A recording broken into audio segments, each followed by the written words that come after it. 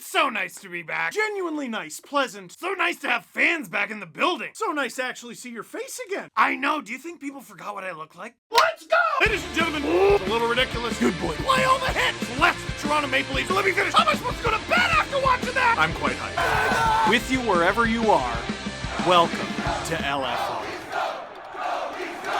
The one bit that never gets old. Victory, puppies, Iggy. You gotta learn how to catch. It's okay. You tried your best. I understand it's all about the process. If only everyone knew how much you had me wrapped around your little finger and how many treats you get when they lose. You probably get more because you spend time around me. And anyway, there's always next year, and next year is finally here. Leafs win! 2-1 over the Montreal Canadiens. Game 9 right around the corner. You won't want to miss it. Did you laugh at that one? My therapist thought it was funny too. Ladies and gentlemen, my friends, welcome back to another season of LFR. What does that stand for? Leafs Fan Reaction, where we do a video reacting to every single Leafs game.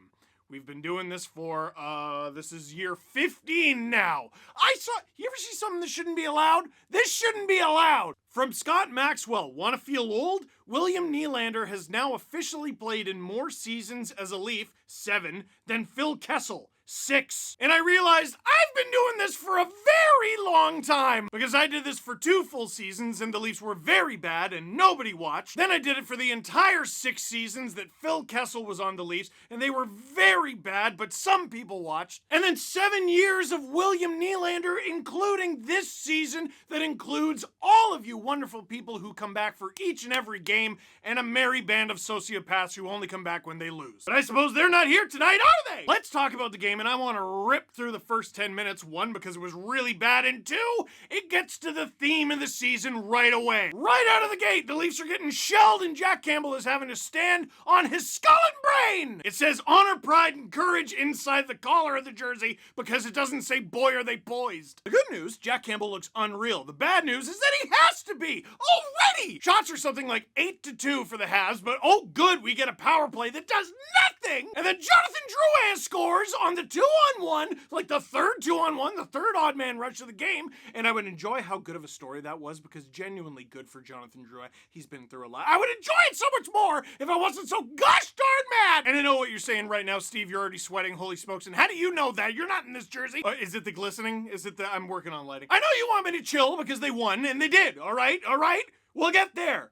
But I have been saying... and you have been saying, yes, you have been saying the same thing. All of us, Leafs Nation, like there's a bunch of people watching over your shoulder. All of us, we've been saying something very similar and very silly, and we pretend to be kidding. I am ready to be hurt again. All of us. That should have been trending in Canada. Along with Mitch Marner, why did somebody else sign a contract for cheaper than $11 million? Everyone stop that, by the way. But listen, I am ready to be hurt again. A lot of people had to say that to themselves heading into the first game of the season because, did blowing that 3-1 lead and losing in Game 7 to Montreal suck? And we all knew we'd be back. And here we are, back. And so we said, I am ready to be hurt again. And I can conclusively say that after the first 10 minutes of this game that went very poorly, no, I very am not ready to be hurt again. I would like a moment's peace. I would like to embrace victory and happiness and enjoy the fruits of all of the stuff. I am so good with words. Listen, I am ready to be hurt again. You can't live your entire life in fear, and I know this isn't life and death, it's hockey for crying out loud, but I am so much more here to watch the Leafs win than to be hurt. And they say it right off the top of the broadcast. It's Elliot Friedman with his beautiful hair and face. He says, this is a team that embarrassed you in the playoffs. You're on home ice like you were at the end of the playoffs. You gotta come out on fire. You gotta come out ready to go. And big ol' fart. TikTok in the helmets? No. Gas X. Pepto-Bismol. How on earth does a team known for choking have a reputation for starting poorly? I love to talk about the Leafs' 8-6 win over the Carolina Hurricanes. The next generation game a few years ago was the 2019-2018. Doesn't matter because time doesn't matter. That game, amazing comeback, right? The spinorama pass from Austin Matthews. The Leafs are down 6-4. Guess what? Now it's 6-5. And Tyson Barrie comes in and he scores. Remember him? He ties it 6-6. 7 seconds later, Mitch Marner comes in, makes it 7-6, and they win 8-6. Hooray! They were up 3-0 in that game! Maybe that's not the best example because they were up 3-0 in that game, but do you see the mental effects? The NHL is a hard enough league to win it as it is, and the Leafs always seem to be competing against the team that they're playing and themselves. And that's what the beginning of this game looked like, because even without Austin Matthews in the lineup, the Montreal Canadiens at current standing should not beat the Leafs. Didn't you see the playoffs? I did! It was surprising! That was the whole thing about it! So if someone could wake up and stick their neck out right now and tie this thing up, that'd be great. And who better than the man with the longest neck in the National Hockey League? That might be true, actually. It really might be. Dude, it's like Zdeno Chara, Tyler Myers, and him. Michael Bunting, who took a staggering amount of abuse in this game, draws a penalty off of Alexander Romanov. Leafs go to the power play. The power play, once again, not looking great. It's looking a little better, though. And at the very tail end of it, at current standing, it's listed as a power play goal. They might have changed that. It doesn't matter. Pierre Engvall has the puck.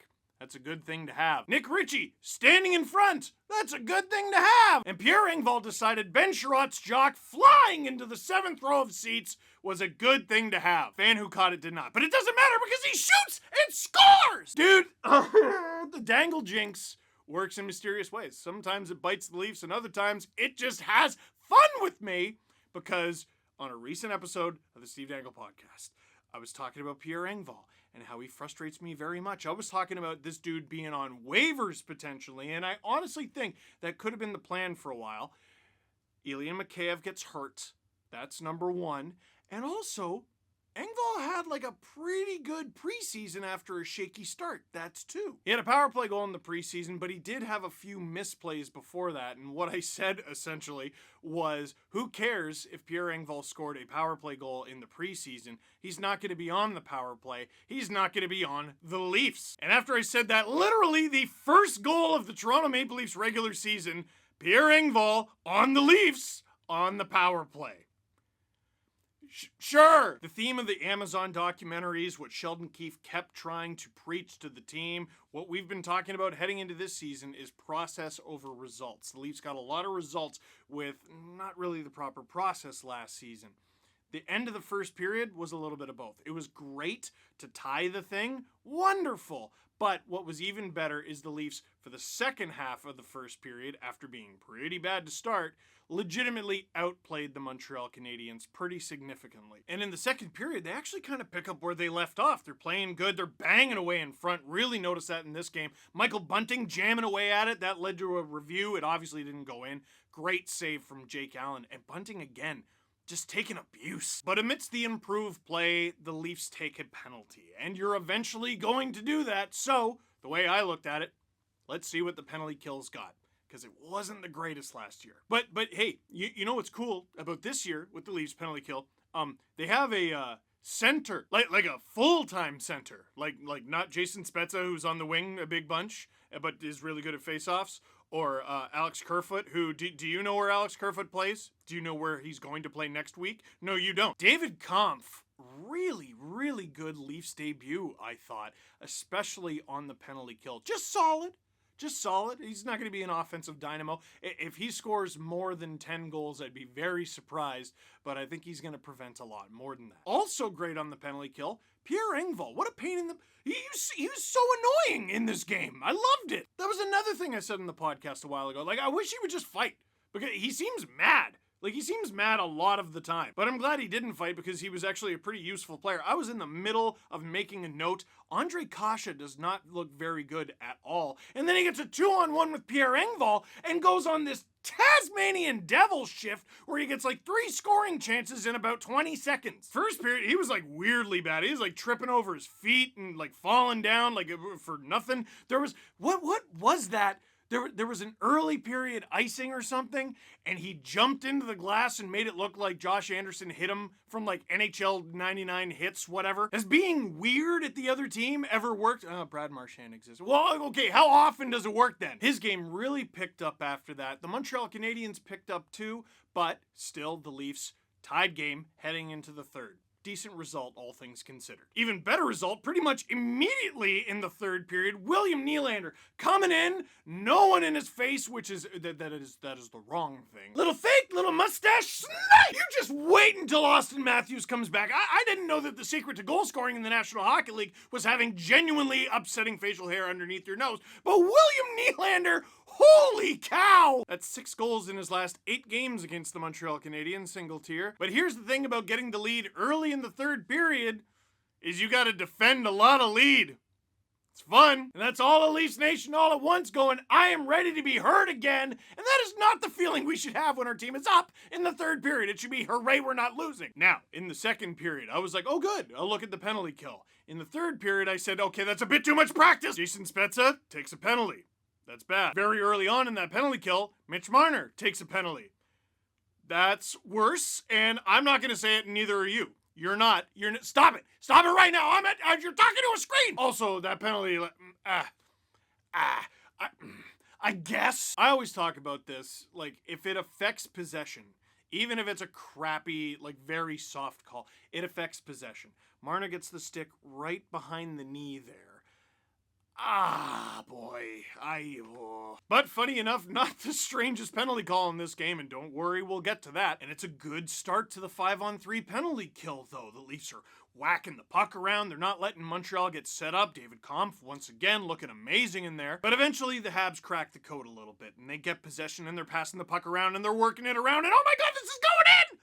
Ah! Justin Woll! Wait, they already have a player named Woll. Justin, the Holl of a block! That one's better. A Holl of a block! And that is why I love having fans back in the building. There was so much talk on hockey Twitter about how this was a quiet building. And what got fans the loudest, other than the pop of a goal, of course, was the 5-on-3 penalty kill. That's this team. That's this fan base. That's this city. It's something that Adam Wilde pointed out a long time ago, and I haven't been able to stop thinking about it since. Leaf fans love an underdog. They love a team that battles back and defeats the odds. And a team that kills a 5-on-3 penalty, sacrifices their body to do so, is something that this fan base cheers for. And I love this quote. This is Justin Holl talking about that shot block, because he was asked about it after the game. I think I should have had that seam in the first place, so that probably never should have happened. But always feels good to make a big play for team. Oh my god, yes! Yes! Yes! We're all happy that he made it in the moment. I wasn't like, hey man, you should have had that pass. Might have seen it on the replay. But he wasn't satisfied with the good result. He was focused on what he could have done differently to make it go even better next time. Also, blocking shots sucks. So I'm guessing he doesn't want to have to do that next time. I love it. That's exactly the attitude to have. Yes. Yeah, scoring goals is awesome and everything, but like you just talk to random fans. Who do you love? Who do you love? I can already tell they're going to love Richie. They're going to love Bunting.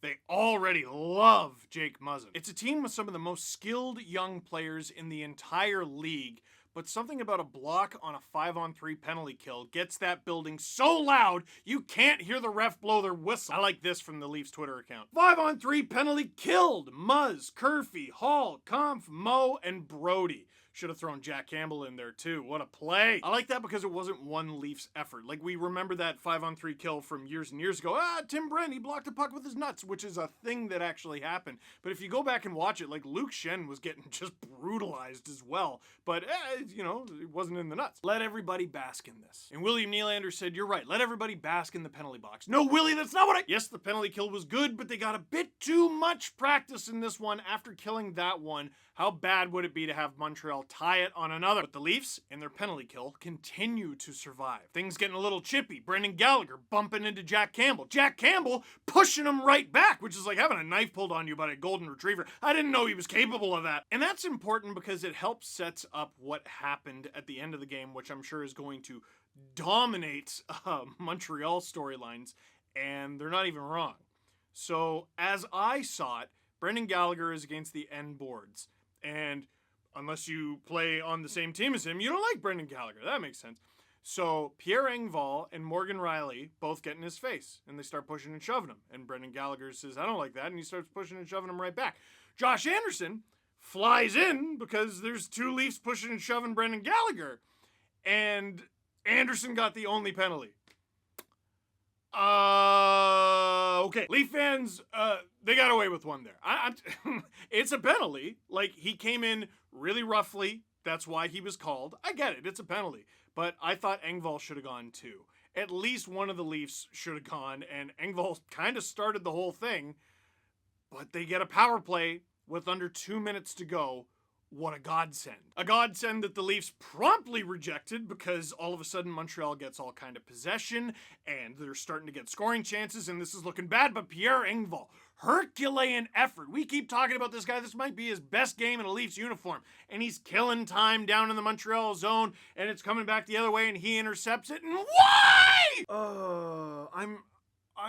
I'm really trying hard to be on your side. Engvall goes for the empty net and very misses with like 13 seconds to go, and that is too much time for the Habs to work with on an icing call that is now in the... Why? This is what I was talking about with Pierre Engvall.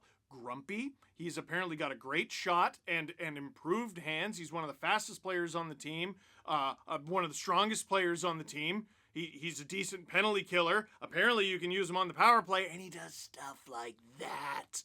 Why? Why ever? Why? If one of your teammates did that in Chell, like in video games, you'd be telling them about it the rest of the night? Woo! Process over results. The Leafs kill it off, and they win their first game back in front of a packed barn. Just a few things I want to get to before we do questions. David Kampf, again, looked great. Michael Bunting, I don't know if he can maintain that for a full 82-game season, but he took more abuse than any Leaf out there. He looked really good. Varis, Marner, Willie, they all had their moments. It would have been nice to see more out of them, but I understand they're kind of adapting to weird circumstances without Matthews in there. And Willie did have this one Gronk moment in the corner where he just shoved Jeff Petrie off like he was nothing. That guy is underratedly strong. Like this quote from Jack Campbell, "Thank you, Leafs Nation. You helped us get 2 points." We know. Okay, questions. If Pierre Engvall plays every game from here on out as tall Darcy Tucker, do the Leafs go 82-0? Dude, this is the thing I keep saying with him. He's got all the tools, all the raw tools. Just don't do silly things. And he only did one that I noticed. There was only one particularly bad one. It's just doing it. I love the Justin Bourne story about Kyle Dubas talking to Andreas Janssen when he was still with the Marlies. And he said to Andreas Janssen, "Why can't you be Victor Arvidsson?" And it was a challenge, right? You have all the tools of Victor Arvidsson. Why can't you be him? And there were times where Janssen did look like Victor Arvidsson. It just wasn't every game. Can Engvall look like 6'5" Darcy Tucker? Well, that's a pretty high standard, but can he be a competent player in the NHL? Yes. I like this question from producer Drew. How TF is that a power play for the Leafs at the end? And Ryan goes, because Habs got a 5-on-3 and another power play later, so they had to even it up. That's just the way it goes. GG, though. Yeah. No, you basically got it. Makes my job easier. Thanks, Ryan. Is it normal to stay up till 3 a.m. UK time and look forward to doing it all again tomorrow? Asking for a friend. Yeah, Leafs fans in the UK and Europe and all that, like, I don't know how you do it. And back-to-backs must be awful for you. I hope they win for you. That's all I can say. How do you like the TikTok sponsorship? I don't know, man. I might not have even noticed it if it wasn't reported before the game. It's not my money. I don't care. Unless they want to give me that money. But I do think it's appropriate that, I mean, this is this group's last kick at the can this year, right? We all know this is an extremely high-stakes year for the Toronto Maple Leafs. Time is running out for them, and I just think that it's very appropriate for a team whose time is running out that their sponsor is TikTok. What did we do to deserve Jack Campbell? Wow, that's really deep. Not the easiest question to answer, but I'm gonna try. Traded Trevor Moore. And lastly, advice on starting a hockey YouTube channel. Yeah, have fun with it. Like, seriously, have fun with it. I'm not gonna tell you, you have to do this or you have to do that, because I sucked. For a number of years, I sucked. And some of you are like, oh, no, I watched you from the beginning. Yeah, you're weird. Those videos were bad. You need to have fun with it, and you need to embrace the fact that you might stink to start it. You need to embrace that you will get better. Mm-hmm. And it's easier to get better when you're having fun. That's how I look at it. Don't worry about any of the comments and, oh, you're just trying to be who? Shut up. I'm just trying to be me. Have fun.